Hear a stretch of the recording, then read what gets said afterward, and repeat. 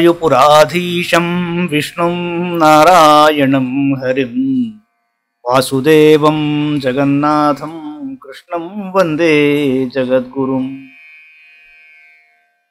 నారాయణీయంలోని 82వ దశకంలో ఉన్నాం. ఉషా పరిణయం, మృగమహారాజునకు శాప విముక్తి. ప్రద్యుమ్నో రౌక్మిణేయస్స ఖలు తవ కళాశంబరేణాహృతస్తం హత్వా రత్యా సహాప్తో నిజపురమహరత్ రూక్మికన్యాం చ ధన్యాం తత్పుత్రోధానిరుద్ధో గుణనిధిరవహద్రోచనాం రూక్మిపౌత్రీం తత్రోద్వాహే గతస్త్వం న్యవధి ముసలినా రుక్మ్యపి జూతవైరాత్. దేవా, నీ అంశరూపుడైన ప్రద్యుమ్నుడు రుక్మిణీదేవి గర్భమున జన్మించాడు. అతనిని శంబరాసురుడు అపహరించాడు. ప్రద్యుమ్నుడు శంబరాసురుని వధించి రతీదేవితో కలిసి ద్వారకానగరమునకు తిరిగి వచ్చాడు.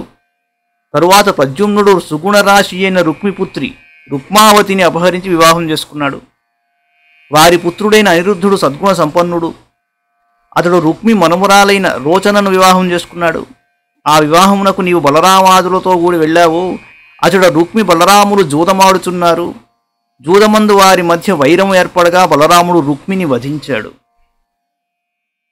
బాణస్య సా బలిసుతస్య సహస్రబాహోః మాహేశ్వరస్య మహితా దుహితా కిలోషా త్వత్పౌత్రమేనమనిరుద్ధమదృష్టపూర్వం స్వప్నేనుభూయ భగవన్ విరహాతురాభూత్.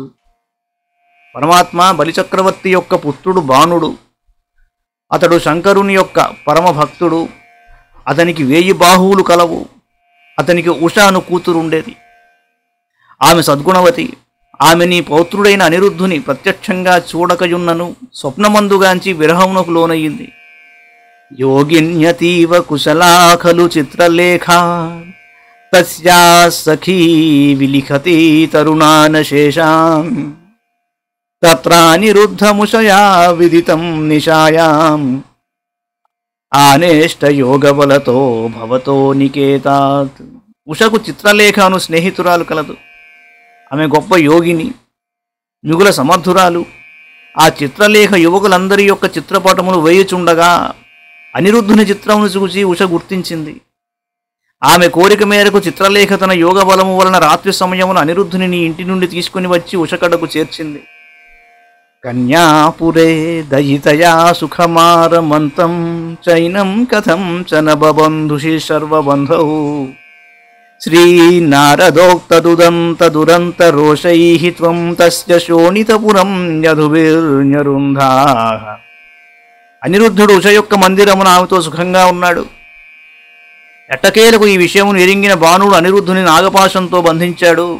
ఇదంతా నారద మహర్షి వలన మీకు తెలిసింది.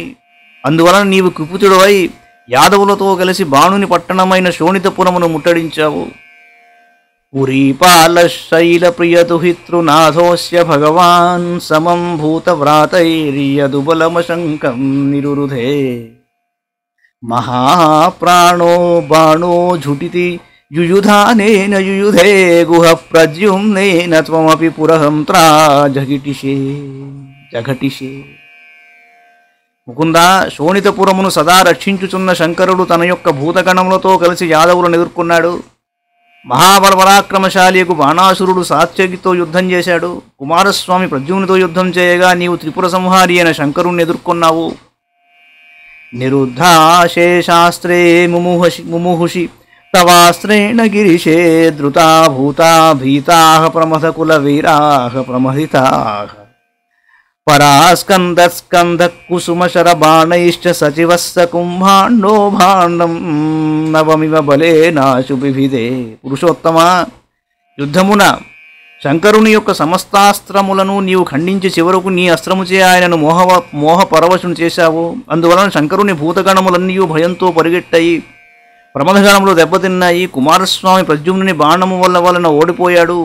బలరాముని చేతిలో బాణాసురుని మంత్రి కుంభాండు పచ్చికుండవలే విచ్చుకొనిపోయాడు.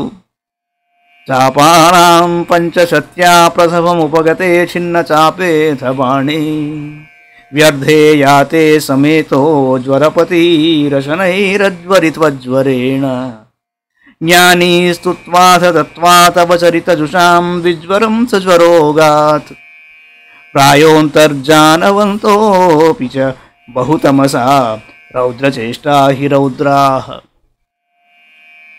ఆ సమయమున బాణాసురుడు 500 ధనుస్సులను పట్టుకుని యుద్ధం చేయడానికి వచ్చాడు. కానీ తన ధనుర్బాణములన్నీను ముక్కలైపోగా అతడు ఓడిపోయి వెనుదిరిగాడు. అప్పుడు శివజ్వరము రాగా వెంటనే నీ విష్ణుజ్వరము దానికి అమిత తాపమును కలిగించింది.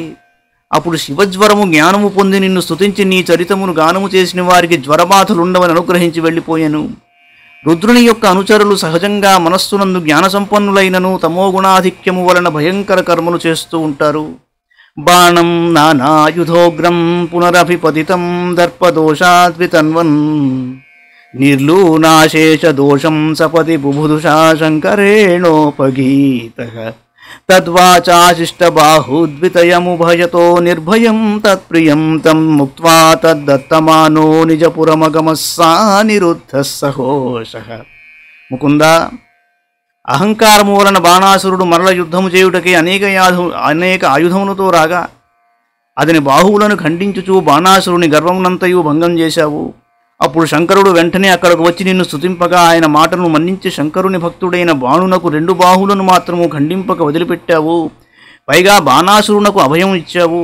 ఆ తరువాత బాణాసురుడు నిన్ను అమూల్యములైన కానుకలు మొదలగు వానితో సత్కరింపగా ఉషను అనిరుద్ధుని తీసుకుని ద్వారకానగరమునకు తిరిగి వచ్చావు. ముహుస్తావక్షక్రం వరుణమజయో నందహరణే యమం బాలానీతౌ దవదహనపానే నిలసఖం విధిం వత్సస్తేయే గిరిశమిహ బాణస్య సమరే విభో విశ్వోత్కర్షీ తదయమవతారో జయతి తే. ప్రభు, నీవు అనేక పర్యాయములు దేవేంద్రుని జయించి అతని గర్వభంగం చేశావు. నందుని హరించినప్పుడు వరుణుని, గురుపుత్రుని తీసుకుని వచ్చినప్పుడు యముని, దావానలము త్రాగున్నప్పుడు అగ్నిని, ఆవుదూడలను దొంగిలించినప్పుడు బ్రహ్మదేవుని జయించి వారికి గర్వభంగం చేసినట్లు బాణాసురునితో యుద్ధము చేయునప్పుడు శంకరుని కూడా జయించావు. ఈ విధంగా నీ యొక్క ఈ అవతారము సమస్త దేవతల కంటేను మిన్నగా కనిపిస్తుంది. నీ కృష్ణావతారమునకు జయమగుగాక. ద్విజరుషా కృకలాసవపుర్ధరం మృగనృపం త్రిదివాలయమాపయన్ నిజజనే ద్విజభక్తిమనుత్తమాం ఉపదిశన్ పవనేశ్వర పాహి మాం. భక్తప్రియ, సూర్యవంశమునకు చెందిన మృగమహారాజు బ్రాహ్మణ శాపము వలన ఊసరవెల్లి రూపం ధరించి ఉన్నాడు. అట్టి మహారాజును అనుగ్రహించి ఆయనకు సుగతిని కూర్చావు. నీ పరివారమునకు బ్రాహ్మణ భక్తి యొక్క ఉన్నత్యమును ఉపదేశించావు. అట్టి గురువాయూరప్ప, నన్ను కరుణతో రక్షింపుము. మంగళం భగవాన్ విష్ణు, మంగళం గరుడధ్వజ, మంగళం పుండరీకాక్షో, మంగళాయ తనూహరి. సర్వం శ్రీకృష్ణార్పణమస్తు.